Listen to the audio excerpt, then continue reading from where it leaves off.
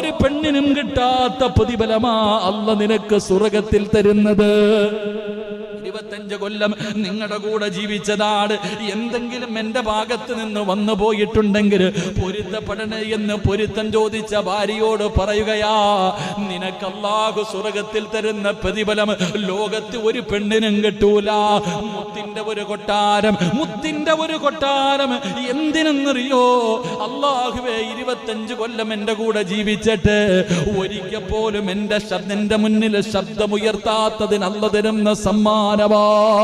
എന്റെ പ്രിയപ്പെട്ടവരെ, ഖദീജ ബീബി റളിയല്ലാഹു തആല അൻഹ 65 വയസ്സുള്ള ഉമ്മയായ ഖദീജ ബീബി ചാടി എഴുന്നേറ്റ് മുത്തുനബിയെ കെട്ടിപ്പിടിച്ചിട്ട് റസൂലുള്ളാഹി തങ്ങൾക്ക് ചുംബനം കൊടുത്തിട്ട് അവിടെന്ന് പറയുന്നത്, എന്റെ പ്രിയപ്പെട്ട ഭർത്താവിനോട് ഒരു ഭാര്യ ചോദിച്ചത് 3 കാര്യമാ.